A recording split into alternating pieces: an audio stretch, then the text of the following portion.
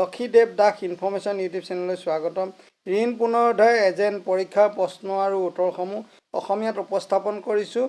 অংশ চতুৰ্থ, প্ৰথম অংশ, দ্বিতীয় অংশ, তৃতীয় অংশ মই উপস্থাপন কৰিলোঁ আৰু ইয়াৰ লিংকটো ডেছক্ৰিপশ্যনত পাব, আপোনালোকে চাব।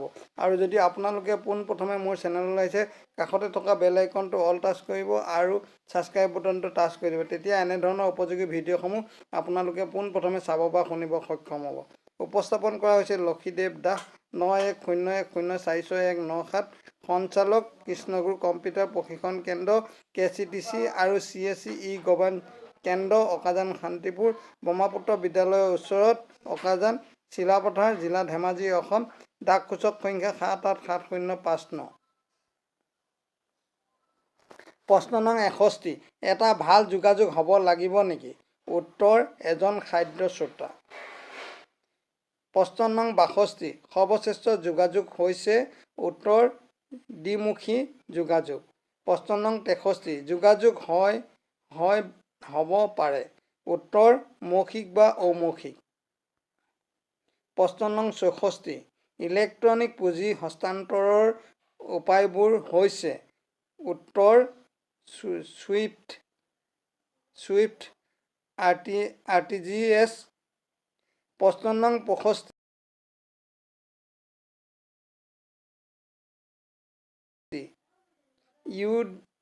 UDVৰ অৰ্থ হৈছে? উত্তৰ, অফিচিয়েল বৈধ দস্তাবেজ। প্ৰশ্ন নং 66, মুদ্ৰাৰ সম্পূৰ্ণ ৰূপ কি? উত্তৰ, micro' United development and reference agency. প্ৰশ্ন নং 67, শিশু 50,000 টকা, কিশোৰ 5 লাখ টকা আৰু তৰুণ 10 লাখ টকা। উত্তৰ, মুদ্ৰা যোজনাৰ 3টা স্তৰ। প্ৰশ্ন নং 68, প্ৰধানমন্ত্ৰী মুদ্ৰা যোজনাৰ বিত্তীয় যোগান কৰিব পাৰি নেকি? উত্তৰ, 1 বাণিজ্যিক ঋণ, 2 ব্যৱসায়িক কিস্তি ঋণ, 3 ব্যৱসায় ঋণ গোট। প্ৰশ্ন নং 69, মুদ্ৰা হৈছে ভাৰত চৰকাৰৰ প্ৰদান কৰিবলৈ স্থাপন কৰা এটা নতুন প্ৰতিষ্ঠান। উত্তৰ, আনা কৰ্পৰেট আৰু কৃষি খণ্ডলৈ পুঁজি। প্ৰশ্ন নং 70, স্থাৱৰ সম্পত্তিৰ ওপৰত সৃষ্টি কৰা চাৰ্জৰ প্ৰকৃতিক এনেদৰে কোৱা হয়? উত্তৰ, বন্ধকী। প্ৰশ্ন নং 71, ছাৰ্ফেচি আইন বিত্তীয় সম্পদৰ সুৰক্ষা আৰু পুনৰ্গঠন আৰু সুৰক্ষা সূতৰ প্ৰৱৰ্তন আইনৰ সৈতে সম্পৰ্কিত। উত্তৰ, সম্পত্তি বিক্ৰী। প্ৰশ্ন নং 72, যদি ভাৰতত মৃত্যুদণ্ড দিয়াৰ আগতে বা সময়ত ডিমাণ্ড প্ৰমিছনাৰী নোট এটাত মোহৰ লগোৱা নহয়, জৰিমনা পৰিশোধ কৰি ত্ৰুটিটো সঠিক কৰিব পাৰি? উত্তৰ, সঁচা। প্ৰশ্ন নং 73, পুনৰুদ্ধাৰ কৰিব পাৰিনে? উত্তৰ, 1 ছাৰ্ফেচ আইন, 2 লোক আদালত, 3 পুনৰুদ্ধাৰ এজেণ্ট। প্ৰশ্ন নং 74, ভাৰতীয় ৰিজাৰ্ভ বেংকৰ নিৰ্দেশনা অনুসৰি স্নাতকসকলৰ বাবে প্ৰমাণপত্ৰ পাঠ্যক্ৰমটো? উত্তৰ, 100 ঘণ্টা।